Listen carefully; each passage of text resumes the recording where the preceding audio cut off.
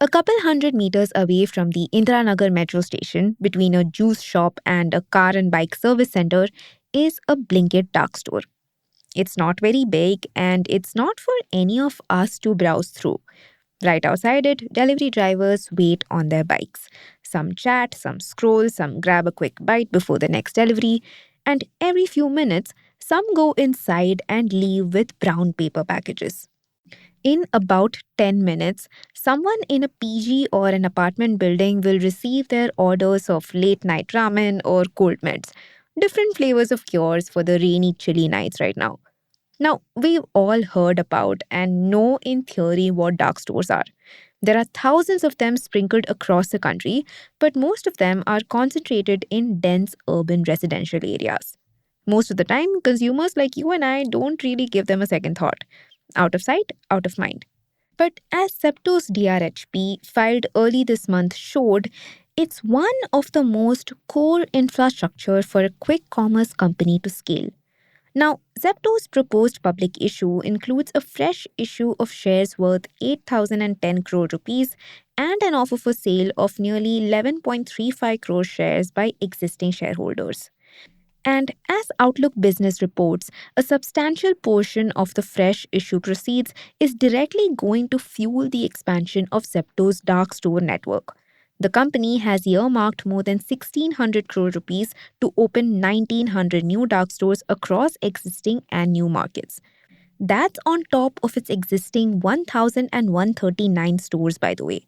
Now, that's a staggering total number of 3,039 stores. It's clear that Zepto is planning on going neck and neck with the current market leader, Blinkit. Blinkit's current CEO, Albinder Zinsa, said last October that the company plans on increasing its dark store count to 3,000 by March 2027.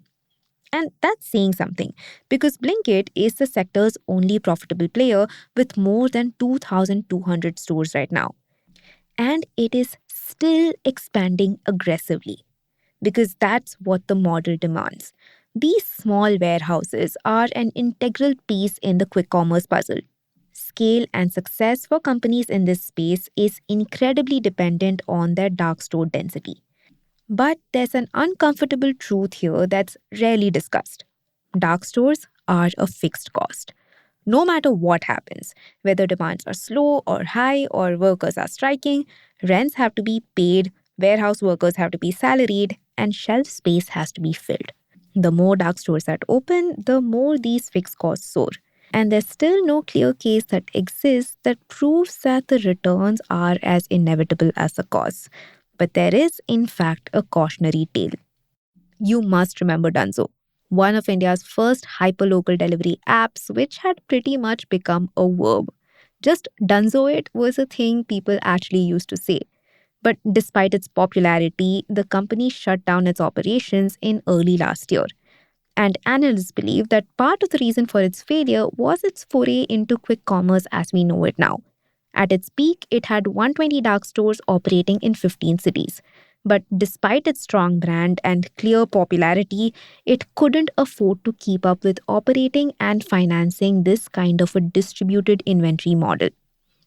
Even though Dunzo was beaten out by the biggest quick commerce companies of today, they are essentially running the same playbook because they can afford to with their deeper pockets. And it's no secret that quick commerce as a sector operates with pretty thin margins, a problem that is supposed to be solved when they hit scale. But a large part of the scale bet, which is the dark store model, remains largely unproven. And rising real estate costs, product costs, and a narrowing room to scale is only threatening those thin margins further. Welcome to Daybreak, a business podcast from The Ken. I'm your host, Risha Verghese, and every day of the week, my co-host Nikta Sharma and I will bring you one news story that is worth understanding and worth your time. Today is Wednesday, the 17th of June.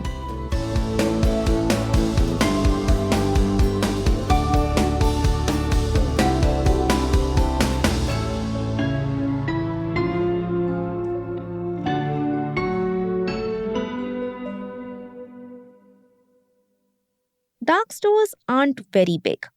Most of them range from about 600 to 2,000 square feet. And they're usually densely located close to or in the hearts of residential areas, where the affluent customers who order repeatedly are. Think Juhu or Andheri in Mumbai, Indranagar or Whitefield in Bangalore, or Greater Kailash or Saket in Delhi. The list goes on. The ideal quick commerce customer is someone who lives in a high rise or a gated community in any of these locations, with enough money to spend on both groceries and a delivery fee, a smartphone, and the unwillingness to go downstairs. And all these quick commerce orders, along with the 10-minute or close delivery promise they come with, would be impossible without a sound dark store infrastructure. Each of these stores stock about 2,000 to 3,000 SKUs and have delivery radii of 2 to 5 kilometers. They're all stocked in a way that maximizes efficiency and speed. For instance, when you place an order, it hits the store's system instantly. A packer gets details on a handheld device. The details include what the items are and their locations in the store. The packers then move through the warehouse, scan each item, pack it, and slot it into a numbered pickup point near the entrance. A rider arrives, scans the barcode, picks up the bag, and leaves. They don't even enter the store. That's how the whole thing takes 10 minutes, give or take. And this hyper efficient model is what has sprouted this underbelly of a real estate business under the tech layer. Think about it. More than 1,100 physical stores means more than 1,100 individual lease agreements and all the utility and maintenance costs that come with any sort of rented property. But that's the most visible fixed cost. Because on top of that, there's the salaries of warehouse managers, the packers who work over multiple shifts, and obviously the delivery partners. There's also the technology systems like the warehouse management software, inventory tracking, cold storage for all the frozen goods, and of course, even security and surveillance. All these costs have to be paid in full from day one. It doesn't matter that order density takes months to build. Now, Zepto's own claim is that its stores now reach contribution margin positivity in about 6 months, which is down from reportedly 15 to 18 months about 2 years earlier. But contribution margin positive doesn't equal profitability. Let me quickly explain what that means. It means that the money coming in from orders at that store covers the direct cost of fulfilling those orders with some leftover. Now, to be fair, being contribution margin positive is in fact real progress. It means that the store isn't losing money on every single delivery anymore and all the direct costs are being covered. But the overhead costs keep running regardless. And the argument for how scale would eventually minimize those costs has a lot to prove. More on this in the next segment. Here's the main argument that justifies the significant cost of a dark store, or hundreds of it. With an eventual increase in order density, dark stores can process more orders without a proportional increase in operating expenses through improved labor productivity and better utilization of infrastructure. So, the fixed costs like rent, staff, etc., get spread across orders. And if you factor in the shorter delivery radii that comes with more dark stores, that also means lower per order last mile cost. Zepto, for its worth, has already started to work towards reducing its per order cost. Inc. 42 reported that while a majority of quick commerce startups primarily focus on geographic expansion, Zepto is working on density instead. It aims to have clusters of dark stores within its existing markets, and the startup believes that this strategy enables shorter delivery distances, higher order throughput, and lower fulfillment costs. It's also staying in the urban areas where demand is already strong, instead of spreading itself thin. Also, the company has started bundling orders in the same neighborhood through a single delivery executive. This does improve the efficiency of the process and lowers the per delivery cost. And both moves have been showing results. Zepto's orders processed per day per store or OPD increased by more than 50%. It jumped from close to 1,500 to over 2,000 between March 2025 and March 2026. The order bundling system has also resulted in a drop in Zepto's supply chain variable cost per order, which has started to inch down from 63 to 61 rupees over the past 2 years. They're small numbers, but at least they're moving in the right direction. But there's still a catch. Of course, this model works perfectly in the densest parts of Delhi NCR or Mumbai. Stores get upwards of 2,000 orders a day, and several of these orders would be for high margin items. Think premium cold cuts, artisanal sourdough, cheeses, coffee beans, and your oyster sauces or packaged kimchi. Orders that include these kind of items are far more profitable for a quick commerce platform than an order that's just milk and bread and eggs. Basically, urban affluent customers are quite important to this model, which is why the items I just listed cater not just to the people who shop at kiranas, but also at the high end grocery stores like Nature's Basket, for example. The hope for these platforms is that well off users like this will continue to purchase high margin products like this and push up the overall value of each order. But here, the challenge begins as well. One is the fact that India continues to be a highly price sensitive market. That's pretty well documented. For example, a report from the India Brand Equity Foundation noted that the price sensitive nature of India's market poses sustainability challenges for quick commerce players in the long term.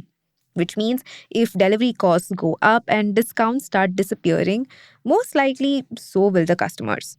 And since Zepto functions on an inventory led model, it has to bear the losses for all the high margin items that don't sell on its platform. This also reduces the scope for scale, which is one of the biggest projected factors for future profitability. You've heard it. Once we reach scale, we'll become profitable. You see, there's only so many urban affluent customers to tap in on, and only so much real estate in cramped cities for aggressive expansions. And expanding out of these geographies comes with very real risks. In tier 2 cities where transport connectivity isn't as good, where demand isn't as established, and consumers are likely to be price sensitive, the dark store push would have to go hand in hand with customer acquisition costs. And that's already showing signs of slow growth. Reportedly, despite spending more than 1,300 crore rupees on advertising and promotional activities in FY26, Zepto actually recorded a decline in its user base from December 2025 to March 2026 by more than a million users. Then there's the squeeze on the margins that's already happening. Let's take real estate prices. In the very cities where all these quick commerce companies are fighting for density, urban commercial rents have only been rising. The print reported this February that quick commerce companies are driving up commercial real estate prices by paying higher than the asking price in their desperation to lock down appropriate locations. Here, companies with deeper pockets have the obvious advantage. Vacancy rates in cities like Mumbai and Bangalore are always low, about 3 to 5%, which means asking prices are already quite steep. Add to that, the premium companies are paying to beat out competition, and it's already a sizable investment. In fact, UBS, a financial services company, estimates the average dark store to cost anywhere between 45 to 60 lakh rupees in capex. These costs are only going to increase as time goes on, even as newer competitors like Flipkart and Amazon join the race with more aggression. And rents aren't the only rising costs. There's also general inflation and the price hikes many FMCG goods have seen since the US Israel war on Iran began. Several companies took on hikes of about 3 to 10% to protect their own margins, which means quick commerce platforms are either absorbing that cost or passing it on to consumers. Absorbing the cost obviously erodes margins because the platform is making less from each order. Meanwhile, passing it on ties into the price sensitivity we spoke about earlier.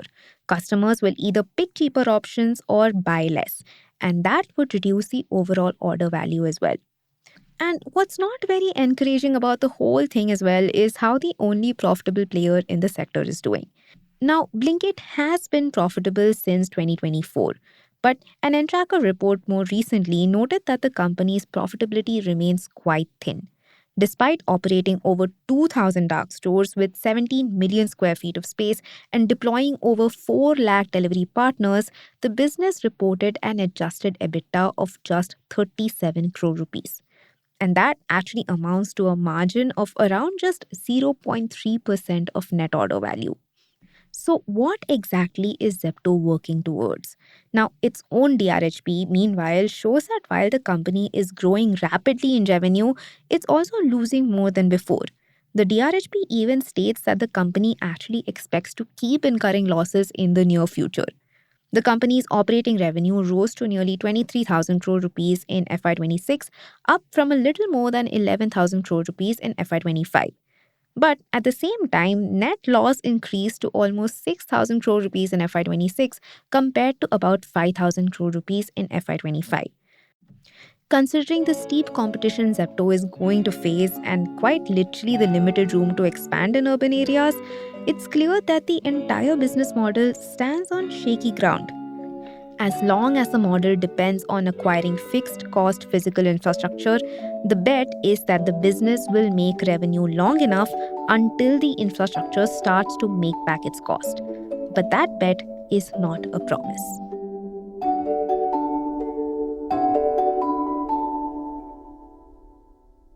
Daybreak is produced from the newsroom of The Ken, India's first subscriber focused business news platform. What you're listening to is just a small sample of our subscriber only offerings.